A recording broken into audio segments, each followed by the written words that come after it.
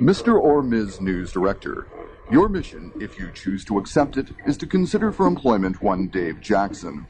A consummate professional with the right blend of experience and enthusiasm, Mr. Jackson brings a variety of abilities to your organization. While he has written and produced news, sports, and features within the print and television mediums, it is radio that has lured him your way. Although he has honed his skills as a hard news producer and investigative reporter, there is an element of offbeat behavior to Mr. Jackson. However, if you decide to interview the subject, the agency will disavow any knowledge of the operation. This tape will not self-destruct in 5 seconds. In a hastily announced press conference, BCTF President Ray Worley has reacted angrily to Finance Minister Elizabeth Cull's new labor bargaining plan. He slammed the government decision, calling it an ill-thought-out proposal that will allow support staff to negotiate contracts with local school boards, but will not give teachers that right. It, in effect, creates two classes of employees.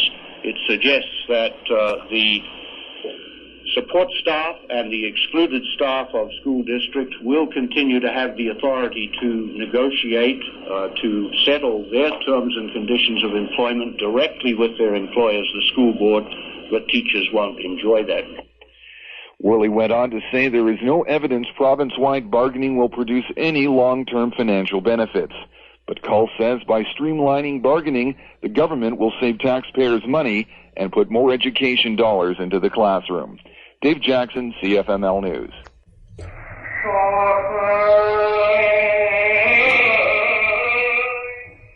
The Kristallnacht, or Night of Broken Glass, was an evening of terror that occurred on November 9, 1938. Nazi thugs went on a rampage throughout Germany and Austria, burning synagogues and destroying Jewish property. Over 100 Jews were killed that night, considered to be the beginning of the Holocaust. Several death camp survivors were on hand at the Beth Israel Temple in Vancouver to commemorate the event that eventually led to the death of 6 million Jews. Mayor Gordon Campbell has addressed the congregation, explaining the importance of remembering that night. For the past 16 years, an increasing number of citizens of all faiths and origins meet to commemorate Kristallnacht and to renew a collective determination not to forget, lest it happen again. Rabbi Wilfred Solomon, in his closing remarks, says that only through remembrance can humanity survive. Dave Jackson, CFML News. Full of 93 businesses, municipal operations, and contaminated sites appear on the Non-Compliance Pollution Report. And topping the list of reoffenders, none other than the GVRD sewage treatment facility on Annacis Island, its 7th time on the list. And although there are fewer violations this time than last, Sahota is still unhappy with the results. Am I satisfied? No. I think this is one thing you do, is you issue a list of BC's worst polluters. We're doing that. But there's other things that you do, and you take some of them to court, and we're doing that. And some of them have to face fines, and that's occurring as well. That's why we issue each year the list of fines and penalties that we've succeeded in having applied. Sahota singled out the GVRD, noting all levels of governments must work together to reduce sewage effluents into the Fraser River. The provincial government recently announced plans to spend upwards of $300 million to clean up the largest salmon-producing river in the world. Dave Jackson, CFML News. It happened just before noon hour. A car carrying the 5 passengers was heading north on 176 at 60th Avenue when it spun out of control into the southbound lane and was hit broadside by a propane truck. The semi was not carrying fuel at the time of the collision. Surrey RCMP Inspector Neil Hall says 176 will remain closed to traffic until further notice. Police have not released the names of any of the victims. Dave Jackson, CFML News.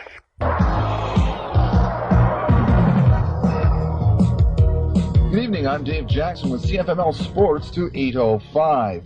The FBI is investigating allegations that the husband of figure skater Tanya Harding and her bodyguard were involved in last week's attack on Tanya's rival, Nancy Kerrigan. Kerrigan was struck on the leg after a practice session and forced to withdraw from the U.S. Olympic trials in Detroit. The International Committee of the U.S. figure skating team named Kerrigan to the team, but a report by NBC News says Harding's bodyguard and husband were involved in the conspiracy.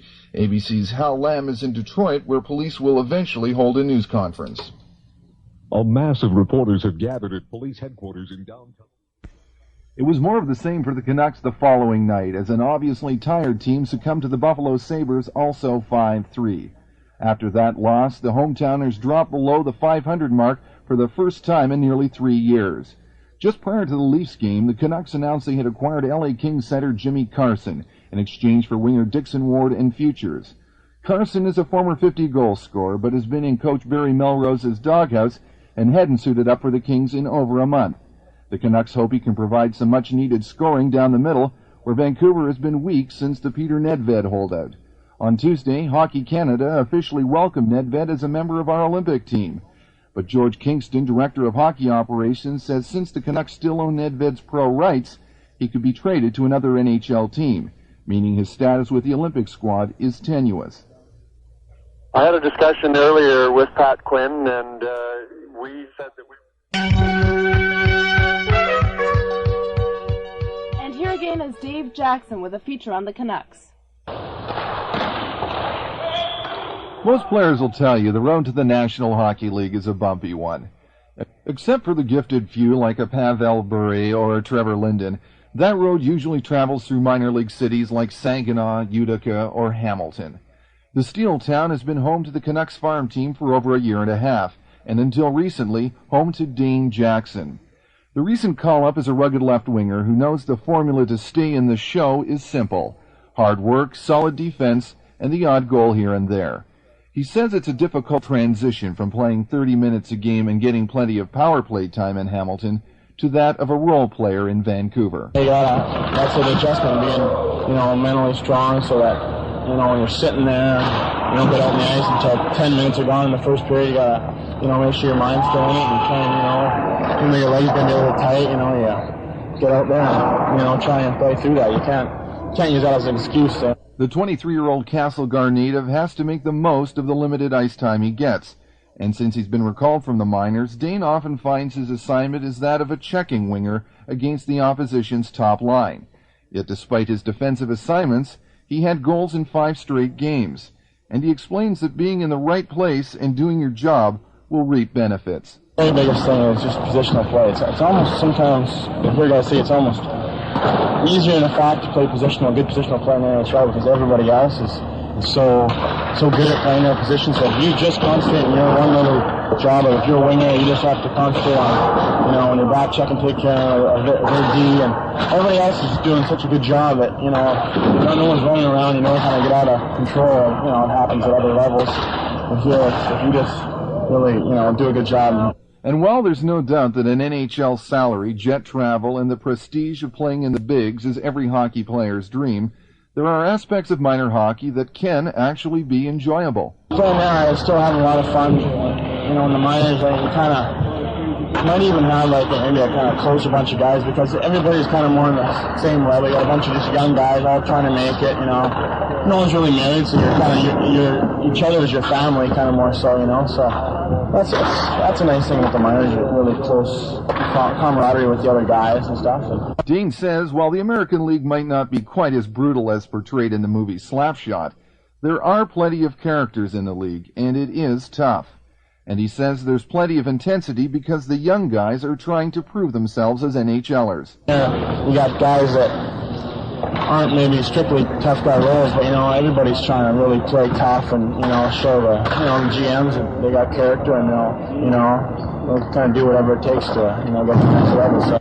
The 6'1", 200-pound graduate of the University of North Dakota says there's a very fine line between staying in the NHL and being sent back down to the minors. Or as Don Cherry put it, just one bad pass away from Rochester. But judging from the extra skating he puts in after practice, it likely won't be from lack of effort. And with a name like Dane Jackson, how can the kid go wrong?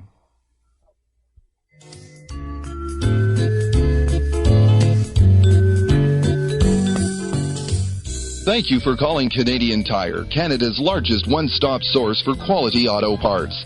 With our own MotoMaster brand, you get guaranteed quality replacement parts for a lot less.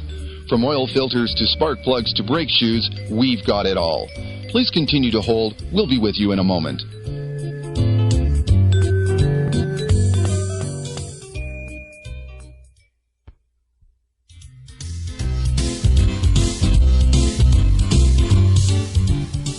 January is clearance month at KMS Tools. We hate counting inventory, so we reduce stock before the end of the month. Sometimes our purchaser goes a little crazy, and sometimes our suppliers make a mistake, so we end up with all sorts of quality tools to be cleared out at incredible prices, with some even way below cost. Hurry in today for the best selection.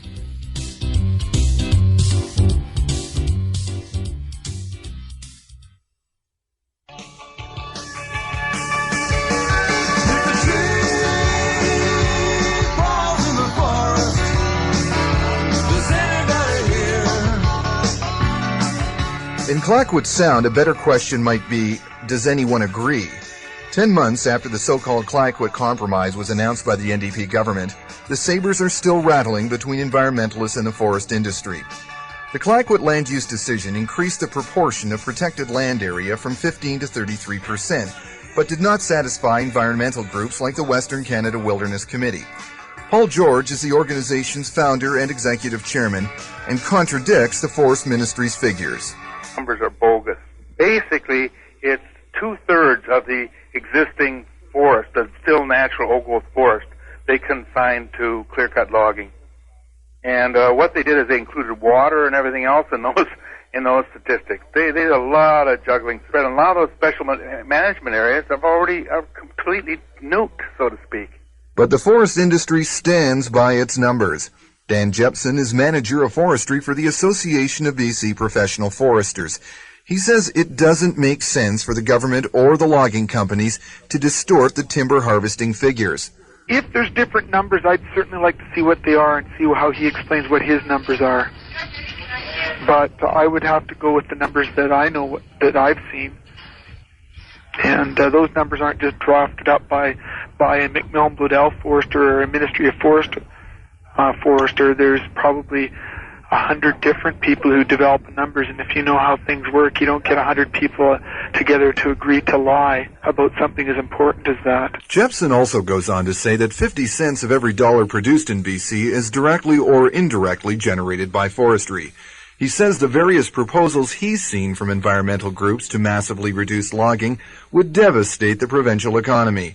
But George explains there is an inherently greater value in leaving Clayoquot Sound pristine. We have the largest chunk of low-elevation, old-growth temperate rainforest left in the world there. It's only logical that to keep it in as much of it intact as possible makes it more valuable in the future. And there were studies that said we'd get more jobs from tourism over the long run than by cutting it down.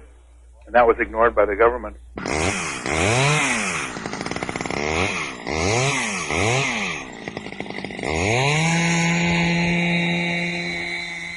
As the sound of chainsaws now echoes throughout the Clayoquot, so echoes the cries of protesters still camped out near several logging roads.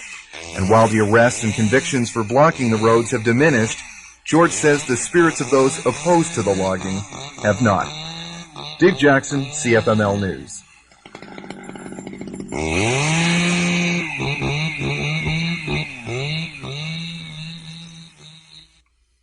Welcome back to Making Contact. I'm Dave Jackson, and our guest today is Russ Crispin. Hi, folks.